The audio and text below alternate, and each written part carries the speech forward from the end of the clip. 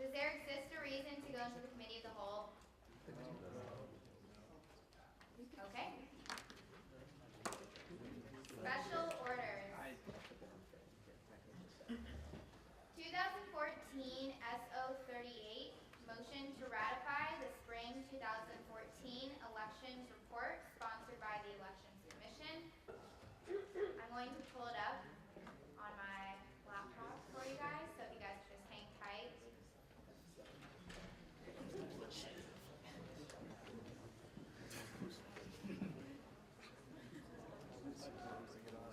And if you don't know already, this is Rocco, our Chancellor of Elections.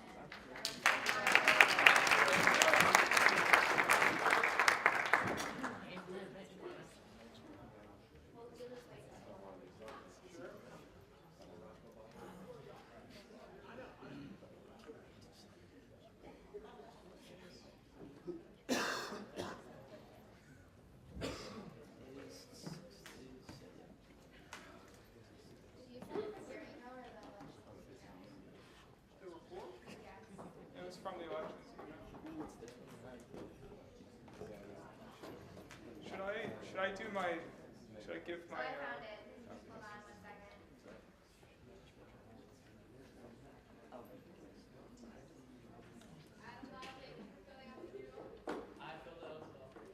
All right, now let's put our focus on this. Thank you guys for filling out the doodle though.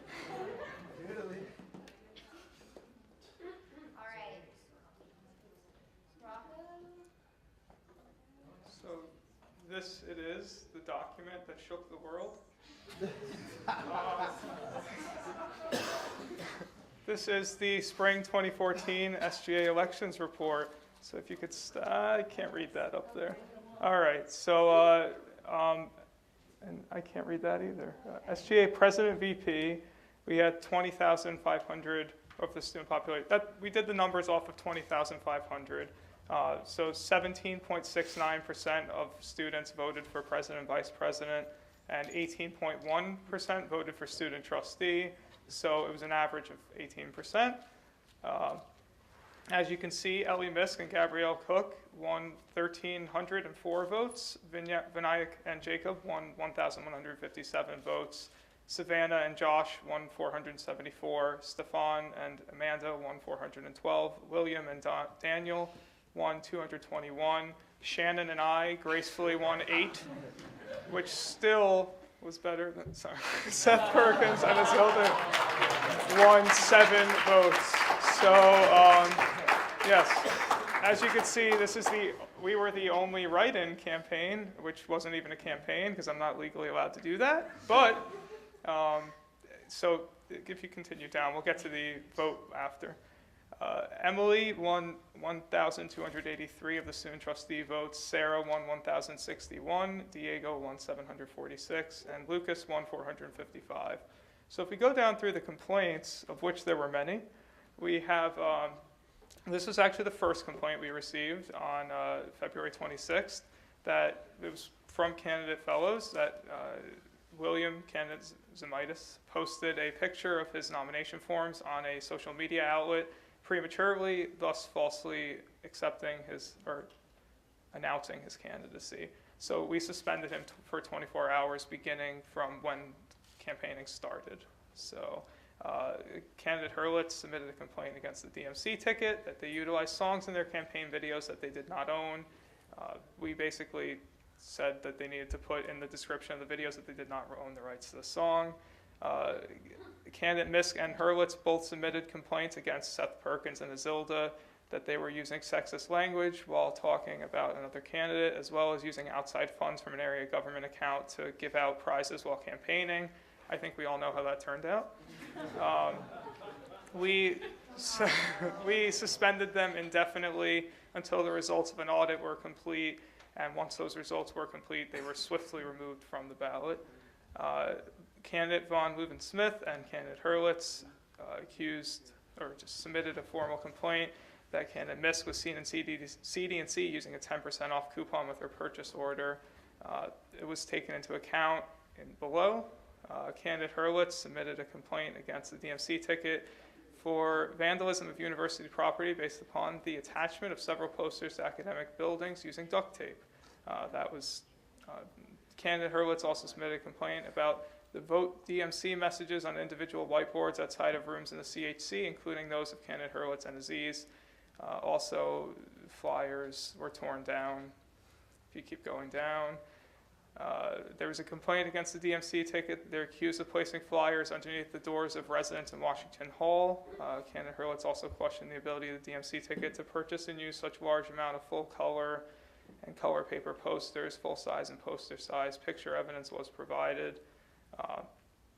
Candidate von Leuven-Smith said that questioned the ability of the DMC campaign to purchase such large quantities of colored flyers. Photographs of excessive flyer posting were provided.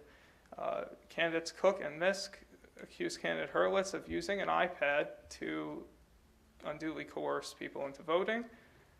Candidate Hurwitz accused Zachary Smith, a registered worker of the DMC ticket, of defamation. And then candidate Gutterman accused candidate Aziz of announcing her ticket and candidacy in class, and there was no physical evidence there. And those three had no physical evidence. They were basically the same, but for Aziz, Fellows, and Hurwitz. So following that, we gathered all of the evidence that we had, and we called the DMC ticket in for a formal hearing. And after the hearing and after the results of the election were generated, there was a unanimous 5-0-1 abstention vote to invalidate the DMC ticket and to go with the Vinayak, Jacob, and Sarah ticket that were runners-up as the official winners, which is what we reported on. Do you want me to go into detail here? Has everyone already read this? I think you should just go over it quickly. Okay, so there were three big things that we had to go off of. The first was the solicitation policy of the university, which states that if you are to go around a dorm or residence hall campaigning, you need a valid resident of that residence hall with you from the time that they escort you into the door to the time that you leave the building. So you're not allowed to go around without escorts. There was accusations against the DMC ticket that they had done so, and there were two, when questioned, we had, the DMC ticket gave two names of people who they claimed escort them around, who when we contacted them claimed that they didn't. So that was a pretty major stake in this decision. The second was the use of the CD&C coupon, mostly because couponing, as the Elections Commission took it, was a coupon is a business issuing further funds. They're issuing you 10% more funds than without the coupon, and the bylaws of the SGA clearly state that the Student Government Association is the only body that is allowed to issue funds for the use of campaigning. The third was the fact that there was printers. There was an admittance by someone by multiple in multiple instances that the personal printers were used to print posters. And by the bylaws, you're not allowed to use personal printing. And there was also, we had submitted evidence, this is after the report was filed, but there was submitted evidence that flyers were stuck underneath people's doors, which is another violation of the solicitation policy.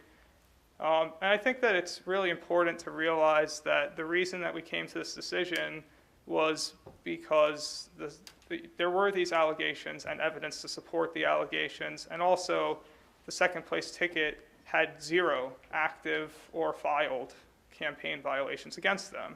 So it was a matter of 4 violations versus 0 violations, and which was fair and which was best for the elections process. I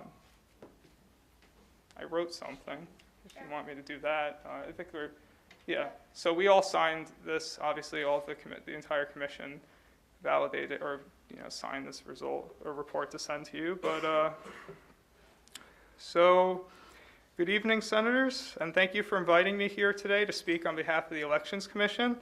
I hope that you had a relaxing and stress-free spring break and that you're ready to take on the remainder of the semester. I come before you today with full knowledge that for a number of people in this room, I am not a friendly face at the moment. I realize that a striking number of members of our campus community have taken rather negatively to the decisions made by the Elections Commission I head and our handling of this election cycle. I also realize that within this very room, there are individuals who saw the ticket that they voted for invalidated, and I would like to make it fully known that I understand your concerns. It was a sad day when the Commission had to put aside the votes of many students in our decision to award victory to the ticket that took second place. But I would like to make it clear that this decision, though controversial, was fully in line with our sworn duty to protect the integrity of the elections process. This past election cycle was nothing short of brutal.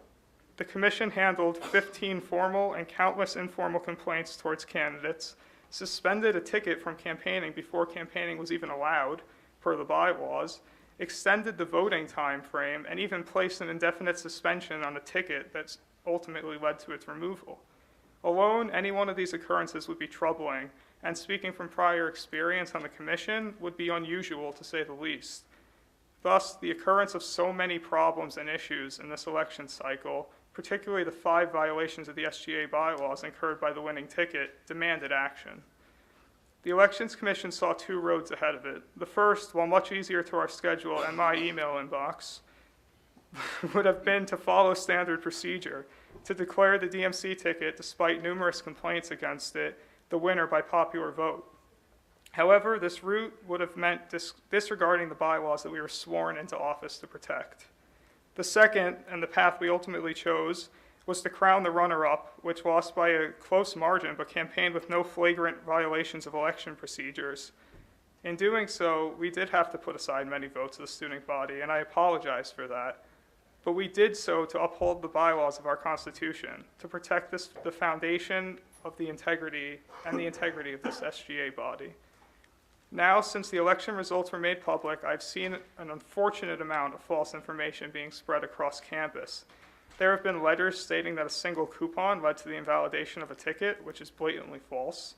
There have been accusations of sexism and biased decision-making. There have even been sweeping denouncements of the Commission for their overall incompetence.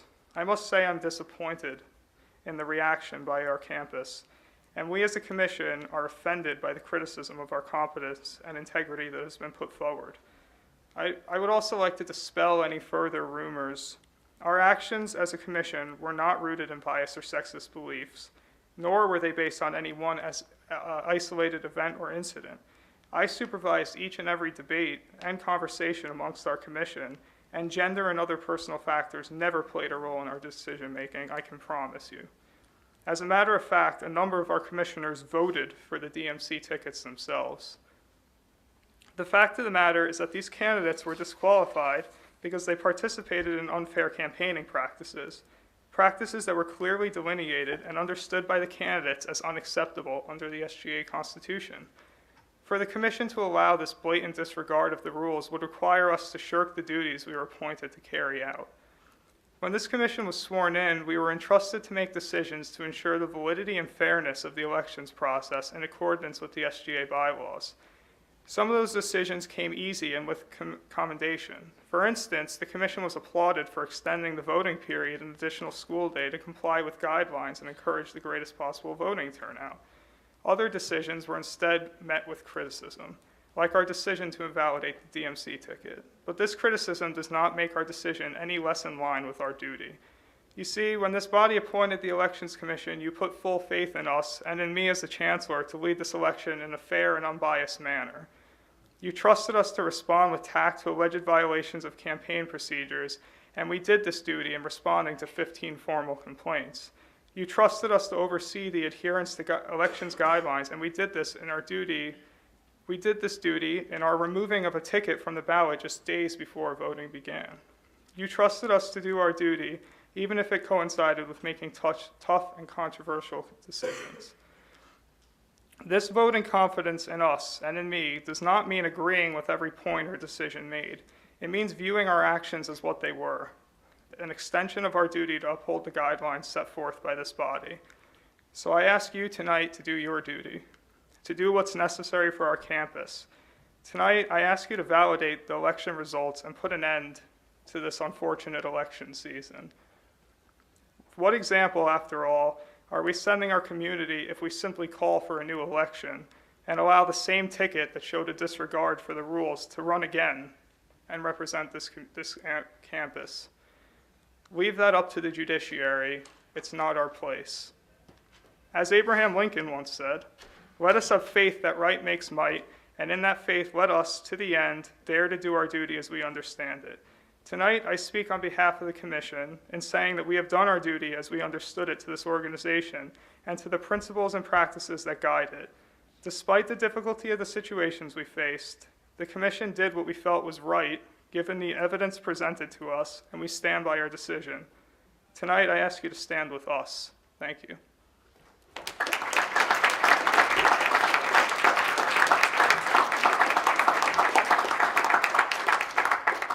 Are there any questions? Seriously? I heard this was going to get crazy, so I think this is when it gets crazy. Are there any questions? Senator Kaufman. Are there any bylaws prohibiting commissioners from filing complaints? Because I noticed that there's filed like 2 commissioners. Who is that? Which Are there complaint? any bylaws prohibiting commissioners from filing complaints? Is that No. really? Okay. No, a complaint can be filed by anyone who sees a violation and sends it in. And there was, one of the complaints was filed by 2 commissioners because they were approached by someone who was campaigning without an escort. So. What's your last name? Murphy.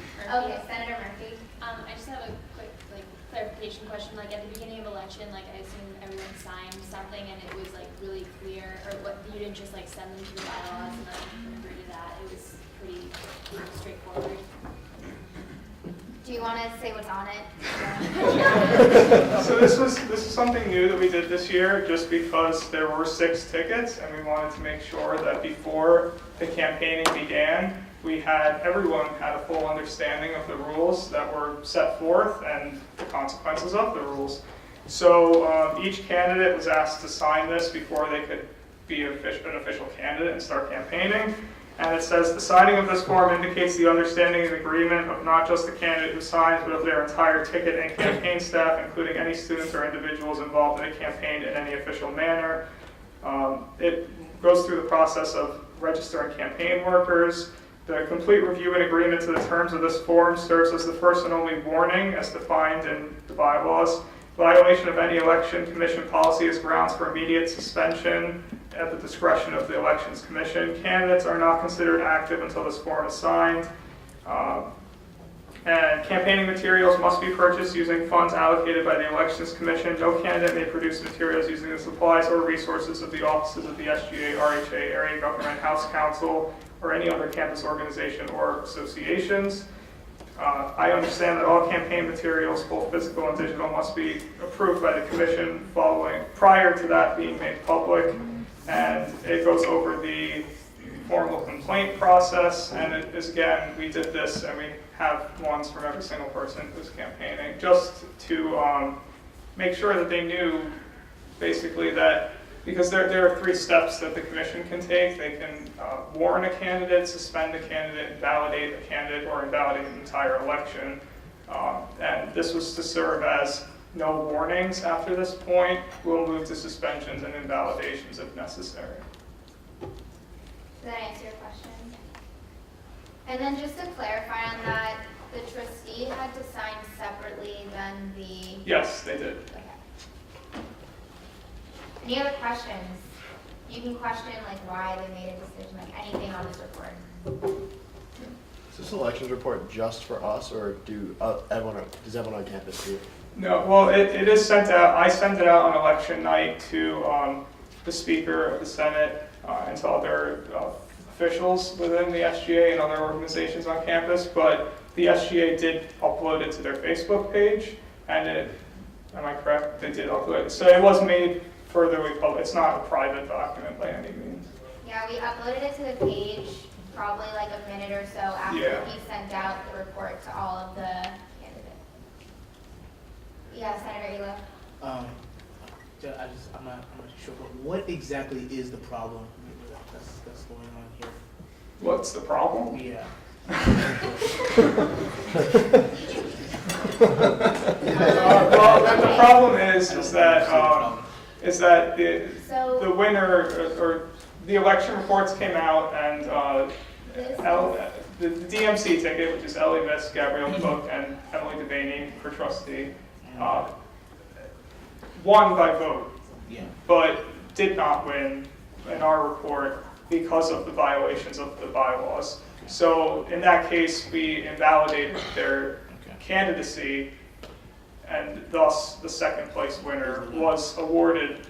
Of course, that's all temporary and subject to more than just me or my commission's say, but that's the main problem, I suppose, that's on the table. yeah, so just to clarify that, the problem is that the winners were invalidated. So what we're deciding is if we want to ratify that and approve this as is, giving the Rao ticket, the victory, and then what happens, like I said, with the judicial system, then we go from there, and then we do, if they keep it, then that's how it is. If they don't, then we get this back with, them bolded, and then we ratify or don't ratify that. If we choose to not ratify, we just redo the elections like that. So, does that explain it a little bit?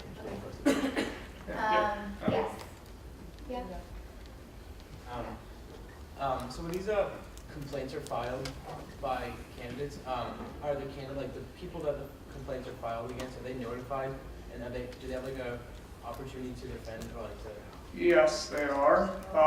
Yes, you were.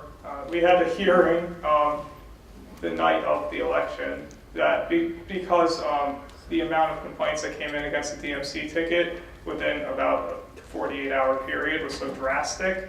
We had a hearing and we questioned the DMC ticket. But in the case of they're not notified the second that we get a complaint, because if we did that, there were many informal complaints that were sent to us that, they were up in the 50s. So we would have spammed people's inboxes saying, you got a complaint against you because someone said you said the wrong thing.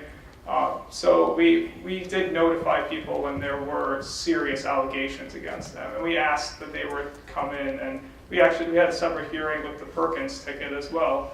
So we definitely took steps to take every side of the story into account. You would have to be recognized by Senator, so someone wants a motion. I recognize a non-member of the Senate. You have to motion. Motion to recognize a non-member of the Senate. He gave a brief presentation as to why we should recognize him. That is very smart. So let's recognize him. What is the deliberation of Oh, no, wait, no, I can't accept that. Sorry, Nonsense. no. All those in favor of calling to recognize Zach to speak, signify with an aye. Aye. Opposed, nay. All those in favor of recognizing him to speak, signify with an aye. Aye. Opposed, nay. Abstentions? Abstain? Yeah. Am I recognized? Yes. What is the deliberative process for an informal complaint, and how many informal complaints were filed against the Roush, Schissel-Freudson ticket? There were no informal complaints filed against the Rao, Schissel, and Freudson ticket. There were no complaints whatsoever filed against the Rao, Schissel, Freudson ticket. And the way that we decided whether or not it was, well, first of all, we did take into account that everyone here is running to be the president, vice president, trustee of the university. So if you can't follow a simple procedure and fill out a formal complaint form, maybe it's not worth my time. But if there was something egregious in a formal complaint, that would be something that we would reach out to the candidate and say, excuse me, can you please send this in the proper way? There wasn't, though. Okay, thanks. So. Any other questions? Senator Smith-Hogan? I don't know if we already went over this, but why was Emily Devaney disqualified if she's not directly running with the DMC ticket? Because all of the campaigning materials that were given out the solicitation policy, everything that was given out and you made using inappropriate funding advertised the DMC ticket. So naturally, when you're advertised on illegal campaigning materials, then that's an undue advantage to you, even if you aren't the one committing the act. So that was something that we did discuss, but it was ultimately decided that she too signed the elections agreement. Other questions? Associate Speaker Goldstein. Do you know if the commission considered at all that there were 6 complaints filed from one particular candidate against the DMC ticket? Yes, we did, but that would have been something that we would have taken more, like, in a bit of higher consideration if there was no evidence against it. But seeing that there was evidence, it's kind of hard to then ignore a complaint that's submitted just because, you can't, we didn't set any formal limit to say this is the amount of complaints that you can submit. We just told people that, if you see something that's wrong, this is the avenue to submit a complaint. Just because one person did that and the others didn't, there could have been other things that happened in the election that we didn't know about. But these are the things that we were notified of, and that's our job to take action on what we're told and what evidence we have. So, yeah. Senator Kaufman. Can you discuss that evidence more specifically? Yeah, well, we have a purchase order from CD&C which shows that a coupon was used. We have 2 people who were given by the DMC ticket as escorts through residence halls who claim that they did not escort through residence halls. We have pictures of flyers, half sticking out from underneath, DMC flyers half sticking out underneath people's doors, which isn't allowed. And we also, I'm sorry, I'm getting, the personal printers, that was admitted to by the DMC tickets. Yes. Do you know to what extent the personal printers were used, like how many flyers? No, that's not something that we would have any way of knowing, just because that's not, we can't go through and find out which posters they printed with or without their personal. The only thing that we went off of was that it was a violation of the. Senator DeSoglia. When it came to the evidence gathering, did someone give you the evidence, or did the commission do their own investigation and gather their own evidence? Well, we were given certain pieces of evidence, like the pictures from the hallways of people, of the doors, the flyers happening. The solicitation investigation popped up because 2 commissioners one of the candidates knocked on the door of 2 commissioners, so that was brought to us by them, really. Okay. And then the couponing, I went to CD&C myself and asked if I could see the records, so that was our own investigation. And then the last one, printing, was just, that was a general concern that was brought to us, and we asked the DMC ticket about it, and it was admitted, so. Yeah, you have to do that. And also, just to clarify, in the bylaws, they don't have to be notified of any violations, but that's why there's an appeals process to the judiciary after when they look at the report, and that's what's happening. Secretary Miss. I just had a question on how in-depth some of these things are, and sort of not, since there is an appeals process going on, how it might affect that where we cannot speak for ourselves really so much right now, and it's not the place to look. I'm just not sure what we should say in response to some of these if we don't really agree with some of the things being stated to the Senate as a whole. I'm asking, I know it hasn't happened. Yeah. So I just wanted to know what that is. No. I don't believe that you are supposed to clarify the evidence. This is simply ratifying what we have in front of us. That can be brought up to the judiciary, which I think is a better place for it. Is that okay? Yeah. Okay. Any other questions? Senator Ela. Are there any doubts that the complaints brought to you are false, or that they're not true, or are there any, are these complaints verified? Yeah, I think that, especially due to the fact that there were 6 tickets, there were obvious doubts in the commission's mind at first. is someone just trying to, get a leg up on someone who's a front runner or such. But, I think that we received evidence in our own investigation. We didn't just take these complaints and say, okay, we heard this, so you're invalidated. There was evidence collected. And so, yes, what was your? Is there any doubt that these are? No, I mean, there was before evidence was collected, but after evidence was collected, if you're given evidence, then the doubts kind of dissipate. Senator Jancy. Just with the coupon, was the concern that it gave an unfair advantage to this DMC ticket? And if that's the concern, was that coupon available to all the other candidates? I'm personally not aware of how widely available the coupon was. The concern was that the SGA bylaws state that the SGA is the only one that's allowed to allocate campaigning funds, and that is an allocation of funds giving 10% more to certain. So that was the main concern, because there's, that was the official language of the bylaw, so that's what we looked into. Senator Odom. Just going off of the coupon form. Hypothetically, if another ticket, aside from the DMC ticket, used the coupon as well, as in they found it that they had access to it or something of that sort, would it still be grounds for an invalidation? Or not to say that the coupon is the only reason why the ticket. Yeah, I think that this whole entire proceeding would be happening a heck of a lot differently if the coupon was the only thing that was brought to our attention. But the fact of the matter is it wasn't. So, and I understand that maybe that's all you've heard about, because that's all I've heard about is this coupon. But that's not necessarily the only thing that led to our decision. And it isn't the only thing. I shouldn't say it's not necessarily, it isn't. So there would have been possible, if another ticket was found to be using the coupon, that ticket would have also been in violation of the bylaws. So it would depend on how well that ticket performed. Like, it wouldn't make sense to invalidate the person who came in dead last. It's just an undue headache. Associate Speaker Goldstein. I'm leaving the coupon conversation for just a second because we talked about printing just a few seconds ago. Yes.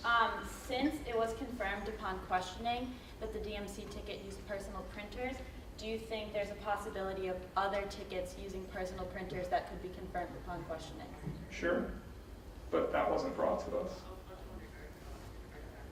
And you can bring those You complaints can, yeah, up to the 30 election- days. Up to 30 days. So the same thing with us ratifying up until April 18th. Senator Karen Wetmore. Under the understanding that the bylaws do allow the use of copiers, under what technical specifications did you define between a copier and a printer? Google Images, copy machine versus a printer. A copy machine is, we decided as a commission with our advisor that a copy machine is an industrial copy machine. It's what you find in an office or in a space like CD&C. A printer is a printer. A personal printer is not a copy machine. Follow up. To clarify, that does mean you use your personal definition in Google image search results and not a content analysis that is defined by quantitative research, nor the use of the technical specifications as designed by the printer manufacturers to make this decision, just to clarify. Yeah. Okay, thanks. All right. Anything else? Any other questions? Chairman Harless. This is just a point of clarification on the bylaws bit with copiers. Oh, please, go ahead. May I present? What chapter? It's Title 8, Chapter 20. Sure. Okay, so the section in question is Title 8, Chapter 24, Section 3, Subsection 4, Subsection not numbered. What page is that? It's on page 142 of the printed copy. Okay. I do not know what page it is in the PDF. 142. Really? Okay. Thank you. So the statement which says the copy machines are exempt, shall be exempt from the provisions of Section 3, Subsection 4, which is all equipment supplies used in campaigns shall be registered with the transfer of elections prior to their use and become necessary to certified property of purchase orders. It does not, allow for the unlimited use of all of those things. For instance, in that same provision allows for pens, pencils, markers, computers, staplers, staple guns. You can't just use those willy-nilly. The same way you wouldn't be able to use a copy machine. What this provision says is that you do not need to tell the Elections Commission that you have a copy machine. Just like you don't need to tell them you have a computer or that you have a pen or pencil. Because they found that incredibly irritating when they first put in that provision.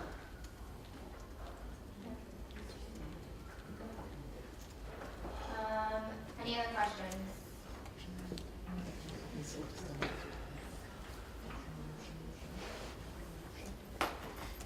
Senator Ladd. Mr. Rocco. So, had you guys previously written anything in your guidelines about coupons, or had any experience in the past in regards to elections and coupons? No, and I've been told, I asked the campus design and copy representative that gave me the records if coupons were a typical occurrence at their business, and according to him, it was a new thing this semester. They just started doing coupons. So I don't, there's nothing in the bylaw that explicitly relates to coupons, and we didn't make any procedures regarding coupons, but again, it was the allocation of funds area that we took couponing to be. Yeah. Follow up? So, that being said, how is it that you justify making a punishment off of a rule that you established post to the action? The rule wasn't established post to the action. The rule is written that all funds for campaigning must be given by the SGA. That's a rule that's been in place since the bylaws were written. That's not something that we made up. That's something that we all agreed to and signed papers for. So. Senator Letmore. Given that you invalidated one of the tickets, are you planning on lowering the voter turnout report? Because you invalidated their votes. No. No? Okay. Yeah, Zach. Why would you why would you choose to count those votes in the total turnout? Because the votes were still valid. They were still placed for a ticket, but the ticket was invalidated by us. So the votes themselves aren't invalid. They were still cast votes. It's just that the ticket that they voted for was not able to take office. So the votes have no voice? I suppose that's how you take that, then yes. Yeah, basically what he's saying is they're going to be counted because they were cast, Yeah, not that's commenting. a computer system that does that, not me. So. Senator Daley. Would you compare that in the same way that the votes for yourself and Shannon were counted, even though you couldn't technically be running? Well, yeah, those were write-in votes. Yeah. So yes, I would say that. Yeah, Trustee Kingston. I'm just wondering if the student population for student trustee is going to change because it didn't count the grad students, so I'm imagining that they also vote for the student trustee. So that's like one thing that really should be changed. Yeah, I'm sorry I didn't notice that. I will change that. Other questions? We don't have to recognize Robin, do we? As a member of the Elections Commission, I don't think so. Okay.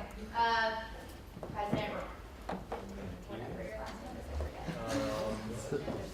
Anderson, President Anderson. It's not really a question, can I still make a statement? Point of clarification. Point of clarification. So I was on the Elections Commission, but I missed several of the meetings. I'm not going to go into the details, whether it's, I think it was just misinterpretation or miscommunication about the language. My concern is, and we have no concern over. I don't think that's a point of clarification anymore. Sorry.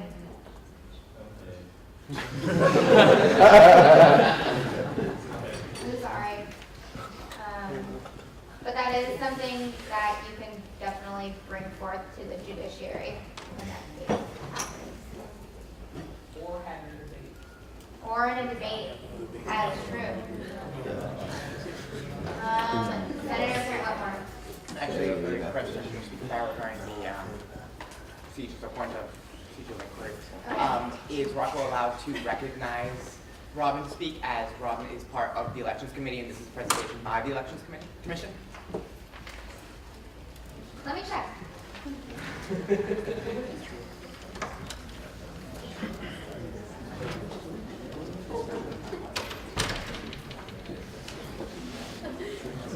Is it up to my discretion? It's your discretion. Okay, I will recognize Robin to speak on, I will ask Rocco to see if he would like to recognize a member of his commission to speak. Yeah. Okay, all those in favor?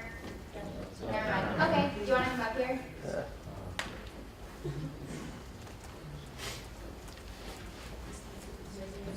Yeah.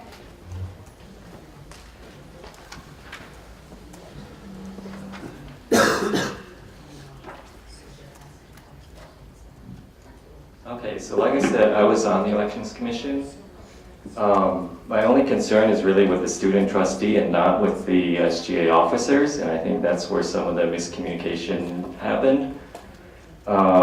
Depending on what this body does, it's possible that the Graduate Student Senate would set forth a motion on a student trustee vote. I'm not guaranteeing anything. It really does depend on what happens with this body. I'm not going to say what that motion is going to entail because I haven't discussed it with the other GSS officers or our own Senate. But it's probably something that would be set forth to the judiciary if it goes that far. So. Are there any questions for Robin while he's up here? Okay, thanks. Any other questions concerning the report? Senator O'Day. So the information about the personal printer of the DMC ticket, that was presented to you by the DMC ticket itself, right? During questioning, yes. Chairwoman Rachel. Were there separate hearings held for each of the complaints, or a hearing for all the complaints?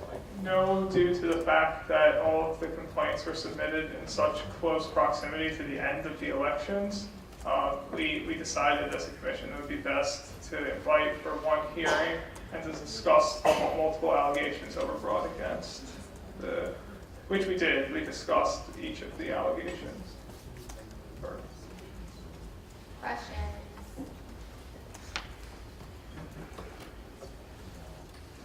President Broden. Rocco, were you advised by Student Legal Services, and if so, how? Yes, I was actually. I was advised by Student Legal Services to have said hearing the night of the election, and after the hearing, if there was, if the evidence was still present and was not, and if there was nothing presented in the hearing that would negate the evidence to like a reasonable level, then I was advised to wait until after the election's results were published to invalidate or to take any further action, because of the fact that they didn't want, or there wasn't just because of the fact that they were trying to avoid concerns that that the commission was invalidating a ticket because they seemed to have a lead, and that if the ticket did not end up winning, then there would really be no point for an invalidation and to go through the process. So I was advised by SLSO to take the route that the commission did take. Zach. Were the candidates explicitly informed that the meeting was a quote-unquote formal hearing? No, they weren't. Thank you. Any other questions? Senator Murphy. Kind of a follow, what were they told it was called? They were told that it was a discussion about allegations against them. Senator Zoglio. She already said my question. Okay. Thank you. Zach. Was the discussion described as a discussion of themes and trends of the election, quote unquote? Yes, seeing as at that time the theme and trend of the election was everyone submitting complaints against them. Thank you. other questions? Oh. Senator DeZoglia? Do they end up going to this discussion? Yes, two Oh. of them, Oh, two of them.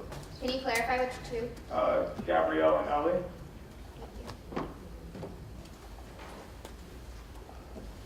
Senator Sheehan? Aside from SLSO, did you have any other advisors for the process? Yes, Lydia advises the SGA Elections Commission, but aside from her and SLSO, we did not seek any other opinions.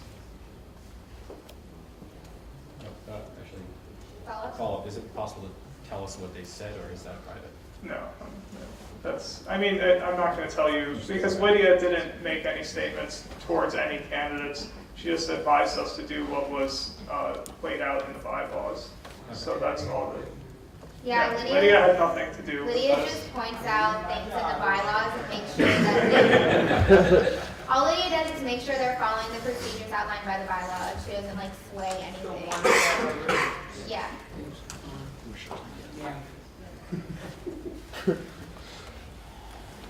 Other questions? Does there exist a need to debate? I'm going to call us into a 5-minute recess before we vote. So starting now. I mean to the top anyway. Walk around. Yeah, I'm gonna go.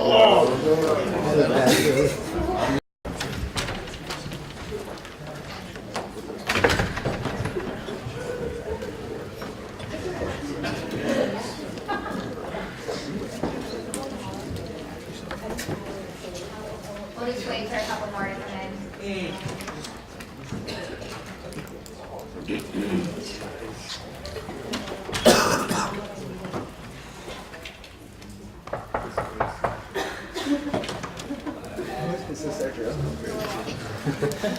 I'll ambush him.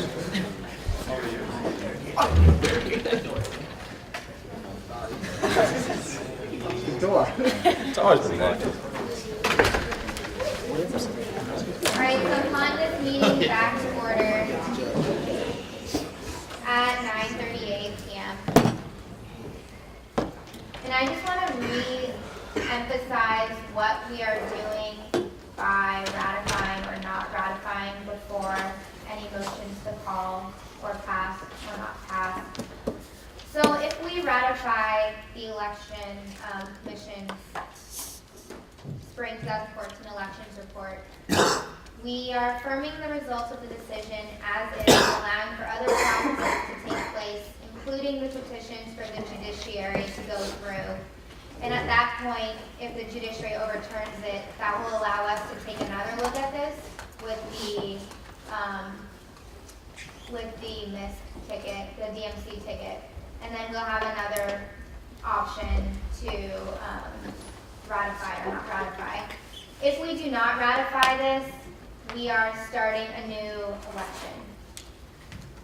That's it. None of the judiciary things are going to go through for this election. We're just starting a new election. Does everyone get the difference between ratifying and not ratifying it? What does tabling entail for this?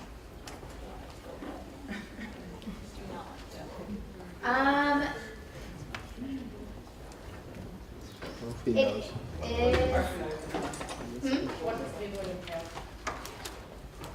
Like, I don't even know what committee we table it to. Okay, it's just like tabling it, yeah. that's Just true. prolong the conversation. Correct. If we want to not call it and I go back to questions and debate, we can go into that. But we could table it, but honestly, I don't feel like it would do anything because, like I emphasized in my report, the judiciary's timeline is a month and a half to 2 months, and our timeline runs out on April 18th.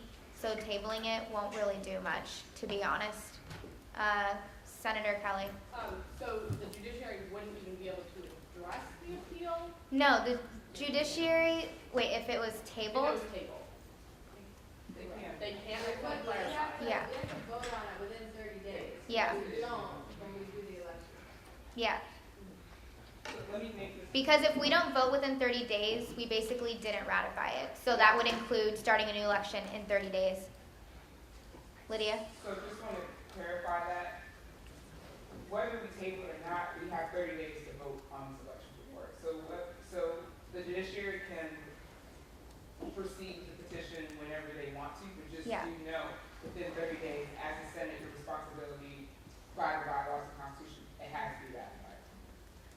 technically, to answer your question, they will proceed with whatever they're doing until we don't ratify it.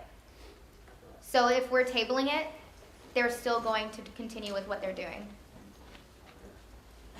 until they get notice that we're not going to ratify it, and then they wouldn't do it anymore, like I said, because it'd be a new election.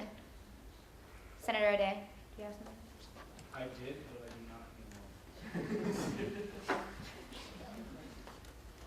Senator Brophy?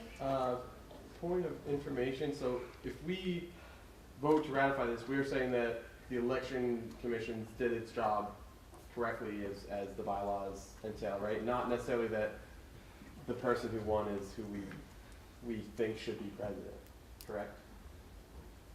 Lydia, do you want? I can answer that for you. No, there's two options here as in thought. You can have that thought, or you want to ratify it so that the other ticket can have a fair process to go through the judiciary. So it's not. Yeah, there's I don't two want different people to ways think that that's to look at it. different thoughts. Oh. Yeah. Other questions? Senator Vishwana? Yep. So I have a question about how the ticket was invalidated after all the votes were counted.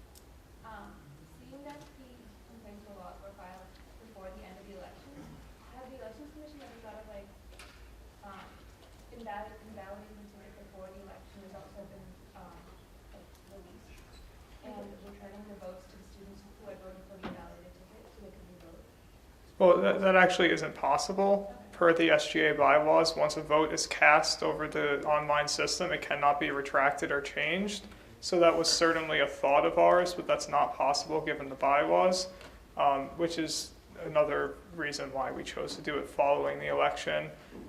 Just because should the DMC ticket not have won, then there wouldn't have really been a point in invalidating, would there?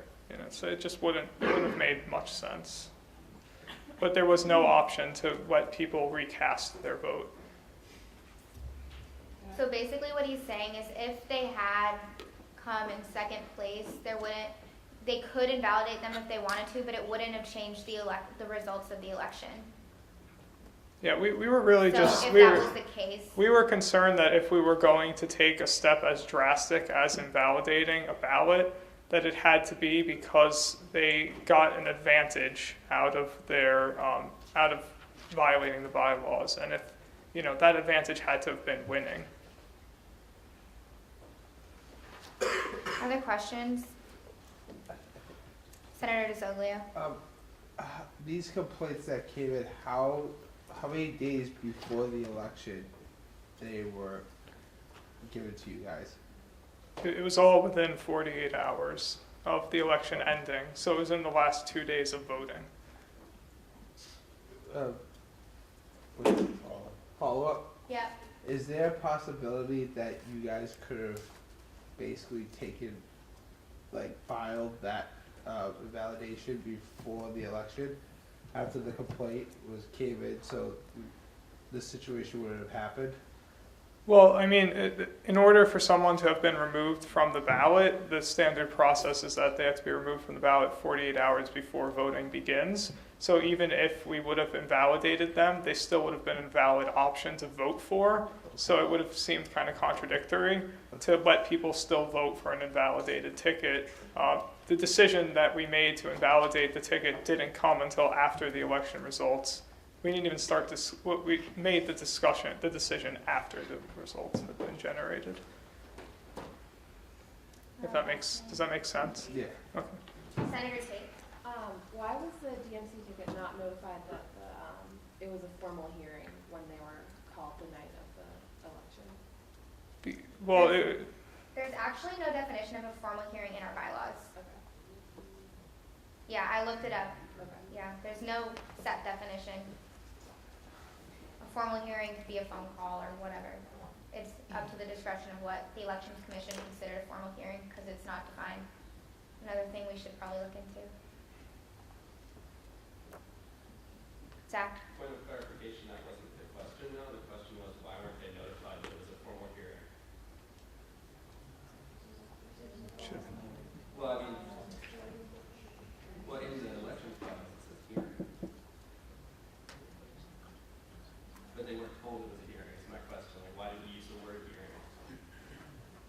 that, if you're asking why I didn't explicitly use the word hearing, that was a personal error on my part, and I acknowledge that. But I don't feel that not calling it a hearing invalidates the information that we received during the discussion.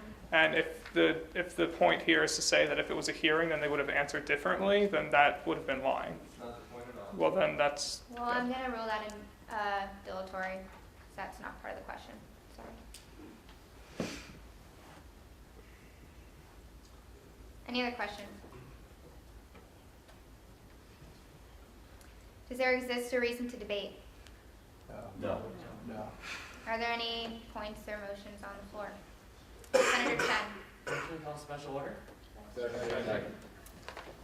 All those in favor? Motion vote by secret ballot. No. I don't think that's a thing. It's only defined in the speaker and associate speaker elections, but not as a valid source of voting for the entire Senate on motions, as far as I'm aware. I mean, the reason I'm motioning is because a lot of us had a stake in this, so I feel like people wouldn't have, in order to make things fair, we shouldn't have to like, oh, we'll be all. But isn't it up to the senator's discretion to abstain? Yeah, if you would like, there is the option to abstain if you don't want to publicly acknowledge your vote, but for the record, I don't think a secret ballot would be appropriate in the situation because it's not a valid form for the Senate as a whole to vote on motions. It's only for elections. So, all those in favor of calling, do you have a question? Yeah. Okay. If Senator Schuckman wanted to carry through with his motion, couldn't he motion to suspend the rules and vote by secret ballot? No. Why not? Because the way that we can vote for main motions, there's 3 options, and it's not one of the 3 options. It is an option defined for the speaker and associate speaker elections, which is why we are able to use it. I can only do what we have in our bylaws for that. Chairman Rao. It's a question for you and Maddie. If we're senators and we're involved in this ticket, can we still vote on this one? You can still vote if you should choose to abstain because you don't feel right voting. That's your choice, but I can't tell you can't vote. Any other questions? President Broughton? Sorry. Is it a 50% or 2/3, sorry, is it a majority or a 2/3 majority required to pass? I'm almost positive it's 2/3, but I do want to double check that before we begin. Actually, Travis, can you check it? All those in favor of calling special order 2014 SO 38 signify with an aye. Aye. Opposed, nay. Abstentions? I'm going to have you guys vote by hands. So all those in favor of passing 2014 SO 38, please signify by raising your hand.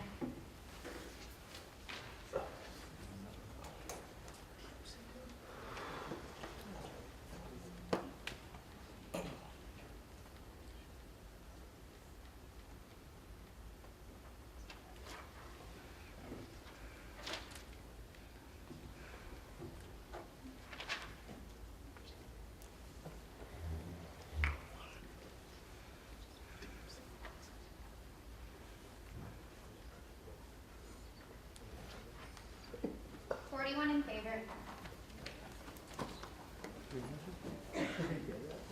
All those opposed to passing 2014 SO 38 signify with your hand raised.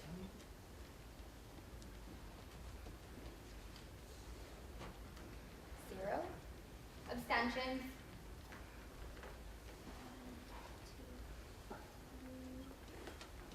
Abstentions?